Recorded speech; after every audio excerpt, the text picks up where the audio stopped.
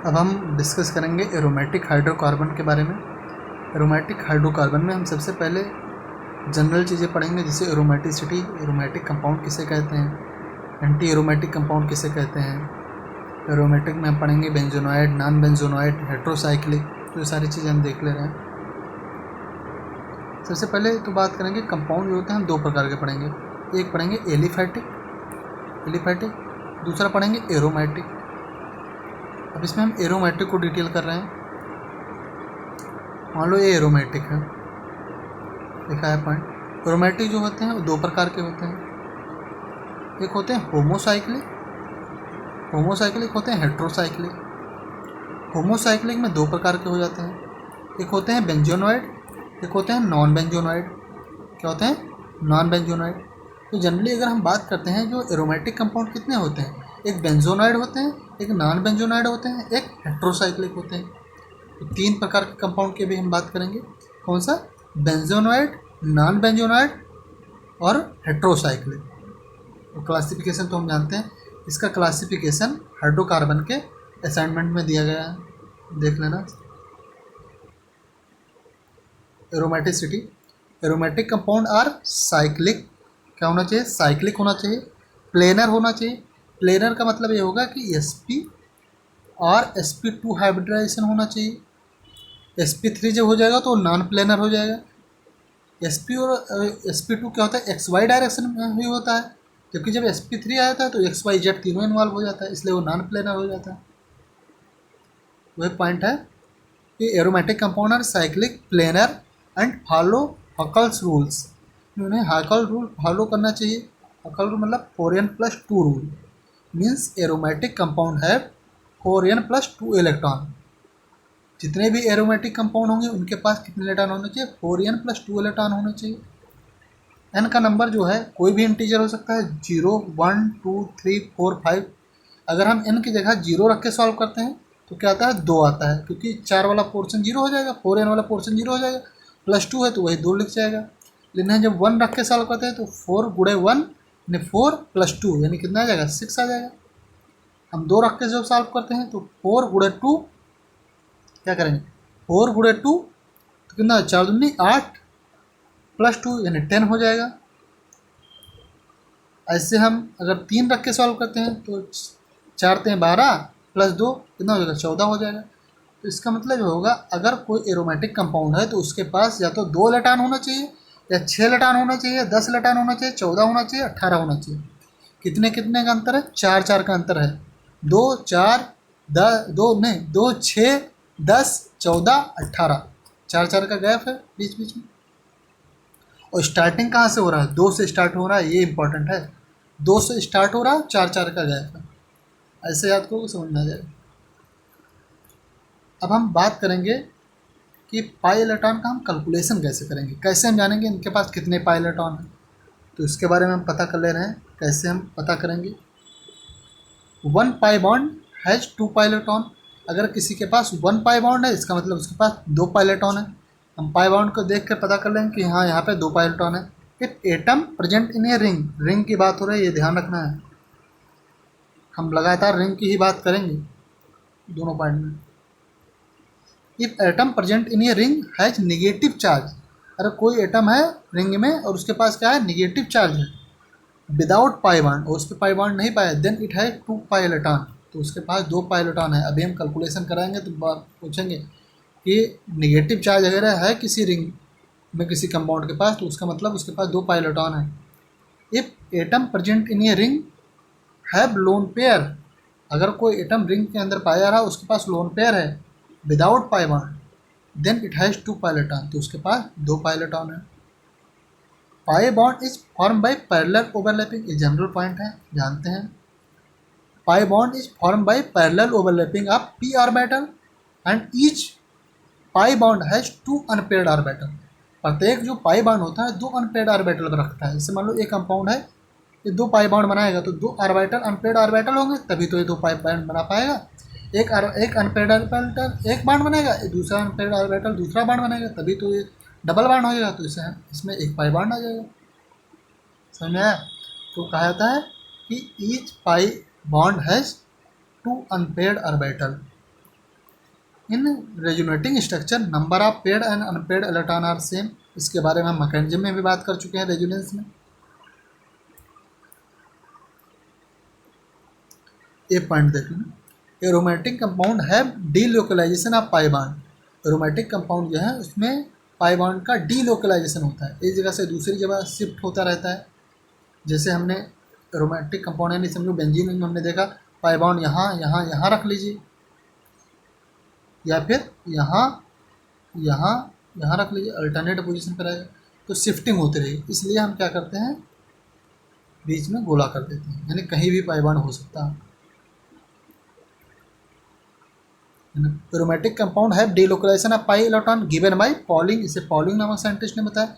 And structure of benzene is given by Kekule, और इस benzene का स्ट्रक्चर केकुले नामक साइंटिस्ट ने दिया, इसलिए इसे केकुले संरचना हम कहते हैं। अभी आगे देख रहे हैं,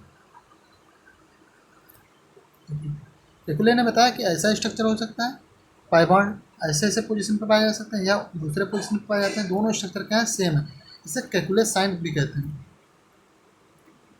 अब बात आती है, हम इस पॉइंट के बारे में बात करने से पहले हम बात कर लें, हमने अभी बात किया था कंपाउंड के क्लासिफिकेशन के बारे में। हमने कहा कंपाउंड दो प्रकार के, एलिफैटिक एरोमेटिक। एलिफैटिक हमने वहीं पे छोड़ दिया था, एरोमेटिक को हमने डिवाइड किया था। एरोमेटिक में क्या होते हैं, होमोसाइक्लिक, हेट्रोसाइक्लिक। होमोसाइक्लिक में कौन, बेंजीनॉइड, नॉन बेंजीनॉइड, और हेट्रोसाइक्लिक अकेला था। तो यानी हम एरोमेटिक कंपाउंड तीन पढ़ेंगे, बेंजीनॉइड, नॉन बेंजीनॉइड, हेट्रोसाइक्लिक। इनमें हम हाकल्स रूल कैसे अप्लाई करेंगे उसके बारे में भी हम बात करने जा रहे हैं। पहले देख लो, बेंजीनॉइड एरोमेटिक कंपाउंड है एटलीस्ट वन बेंजीन रिंग। जो बेंजोनाइड एरोमेटिक कंपाउंड होंगे लगभग एक बेंजीन रिंग रखेंगे। जैसे डायरेक्ट बेंजीन की हम बात कर लें, या फिर हम नेफ्थैलीन की बात कर लें, एंथ्रासीन की बात कर लें।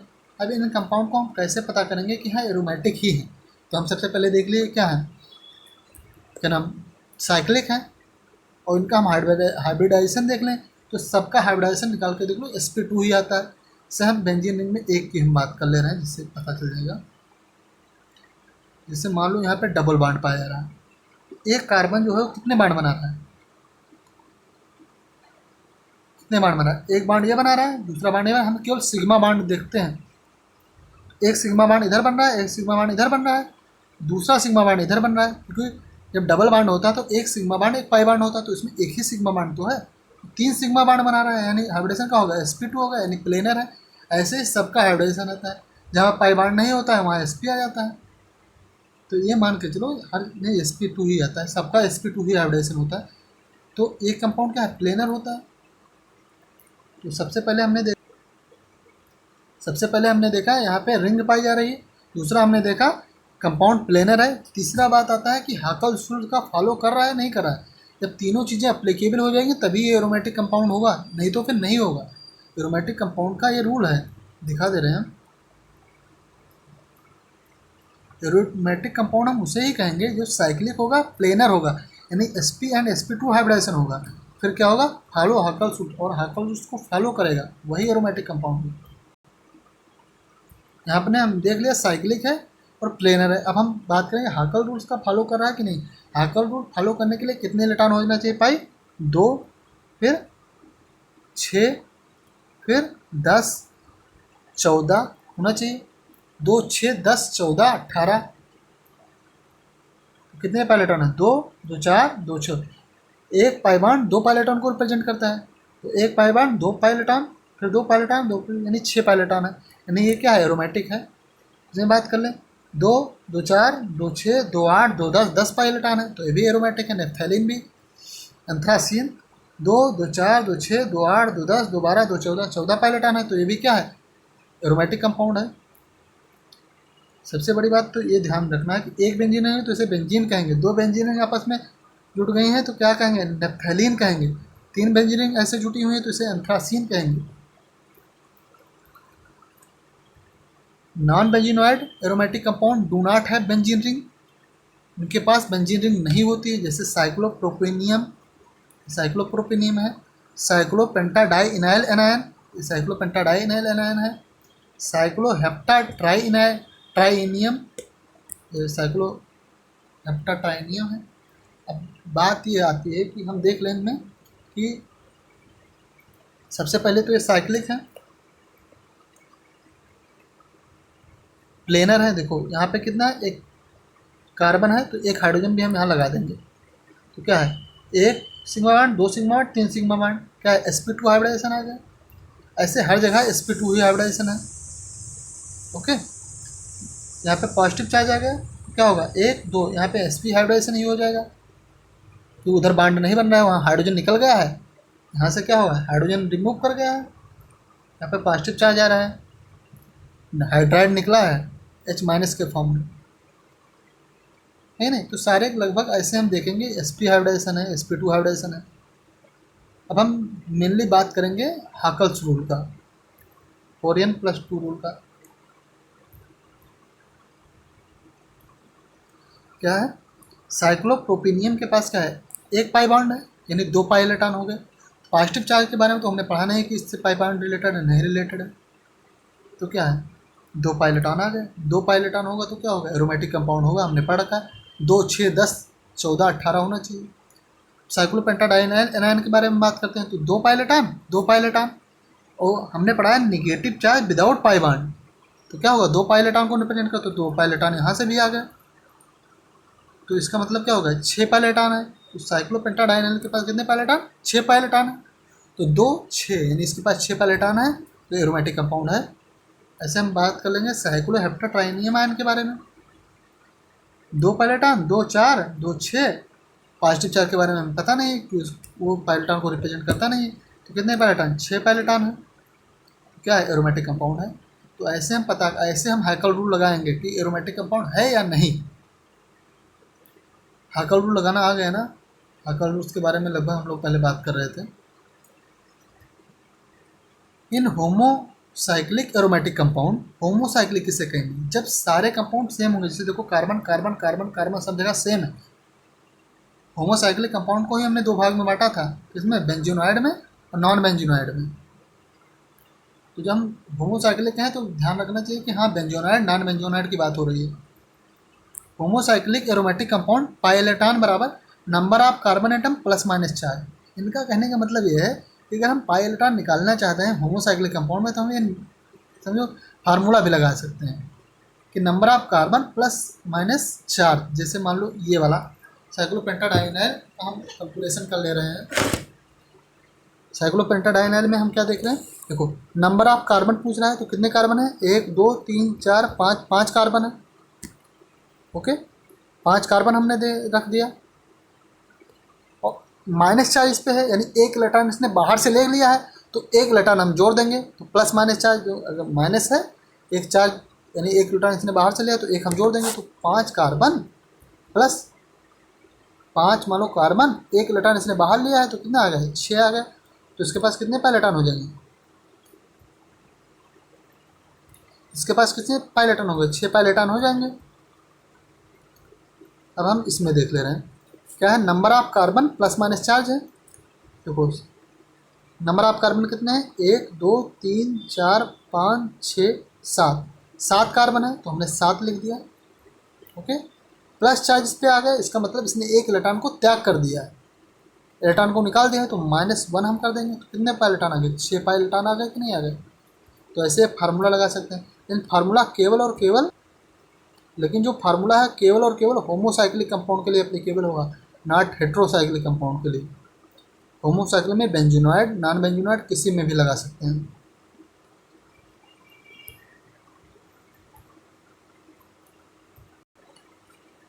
लगभग हम फार्मूले का यूज तब करते हैं जब कंपाउंड हमें ऐसे फॉर्म में दिया जाता है, कोई रिंग बना के नहीं देता है ना पाई बॉन्ड दिखा के देता है, तो हमें फार्मूला लगाना ठीक लगता है, क्योंकि होमोसाइक्लिक हमने देख लिया, हमने सोचा फार्मूला आप लगा सकते हैं, तो हमने लगाया कि 4 कार्बन है, 4 हमने लिख दिया, -2 चार्ज है, इसका मतलब 2 इलेक्ट्रॉन इसने ले लिया है, तो प्लस 2 इलेक्ट्रॉन हम जोड़ देंगे, कितना आ जाएगा, 6 इलेक्ट्रॉन आ गया, 6 पाई इलेक्ट्रॉन। तो देखो 6 पाई इलेक्ट्रॉन है। इसमें क्या है, अगला देख ले रहे हैं, इसमें क्या है, 5 कार्बन है, तो हमने 5 लिख दिया, और एक माइनस चार्ज है, तो हमने एक और जोड़ दिया, तो कितना 6 पाई इलेक्ट्रॉन आ गया। ऐसे हमें कैलकुलेट करना रहेगा कि पाई इलेक्ट्रॉन हम कैसे कैलकुलेशन करेंगे।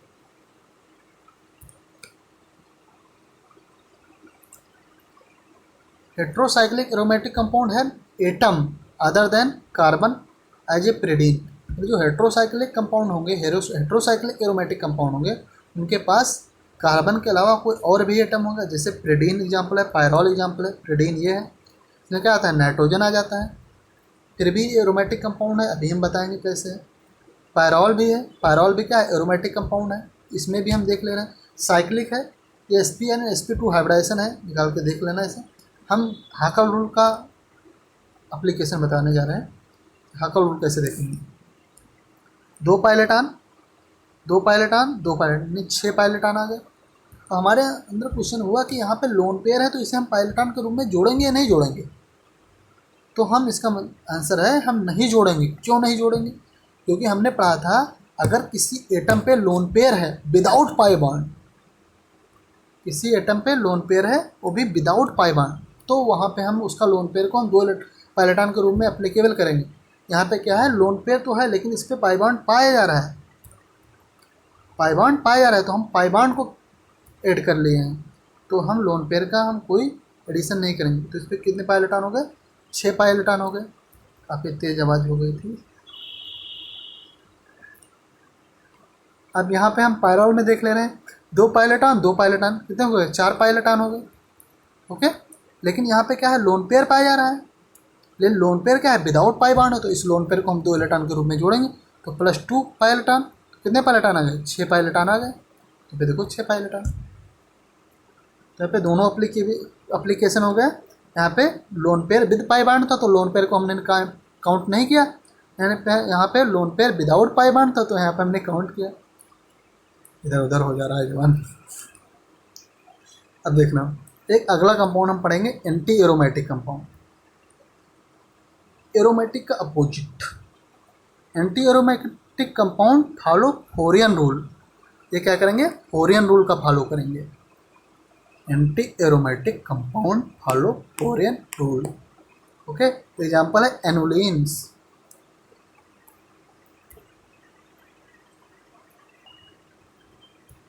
फोरियन रूल का मतलब क्या है, देख ले रहे हैं। यहाँ पे हम लिखना भूल गए हैं, एन की वैल्यू जो होगी वो स्टार्ट होगी 1 2 3 से स्टार्ट होगी, जबकि वहाँ जब 4n+2 रूल था तो वहाँ एन की वैल्यू 0 से स्टार्ट हो रही थी, ध्यान रखना है। 4n रूल में जो एन की वैल्यू जो होती है वो 1 2 3 से स्टार्ट होती है, 1 2 3 4 5 6, जबकि 4n+2 रूल में जो एन की वैल्यू होती है 0 1 2 3 0 से स्टार्ट होती है। अब यहाँ पे जब 1 रखेंगे तो कितने पायलेटान आएंगे, 4 आ जाएंगे। 2 रखेंगे तो 4 दूनी 8 आ जाएंगे। 4 का डिफरेंस यहाँ भी है, लेकिन यहाँ स्टार्ट कहाँ से होता है, 4 से हो रहा है। वहाँ स्टार्टिंग कहाँ से हो रही थी, 2 से स्टार्ट हो रही थी। तो 3 रखेंगे तो कितना आ जाएगा, 12 आ जाएगा। अगर 4 8 12 16 पायलेटान है तो क्या होंगे, एंटी एरोमेटिक होंगे। अगर 2 6 10 14 पायलेटान है तो क्या होंगे, एरोमेटिक होंगे। तो इसमें हम देख ले रहे हैं एनुलिन्स में साइक्लोब्यूटाडाइनाइल है, 2 पायलेटान, 2 पायलेटान, कितने पायलेटान आ गए, 4 पायलेटान आ गए। अगर 4 पायलेटान है तो क्या होगा, एंटी एरोमेटिक कंपाउंड होगा। ओके, ये ध्यान रखना है, एरोमेटिक एंटी एरोमेटिक डिफ्रेंशिएट करना आ गया ना। ऐसे अगर 8 पायलेटान आ गए तब भी एंटी एरोमेटिक होगा, 12 आ गए तब भी एंटी एरोमेटिक होगा। लेकिन अगर 2 6 10 14 18 22 जोड़ने में दिक्कत हो रही है, अगर ऐसे आ जाएंगे तो क्या होगा, एरोमेटिक कंपाउंड होगा। और इसमें क्या होगा, 4 8 12 16 20 ऐसे आएंगे पायलेटान तो क्या होगा, एंटी एरोमेटिक कंपाउंड होगा। तो हम प्रिपरेशन मेथड के बारे में अगले वीडियो में बात करेंगे।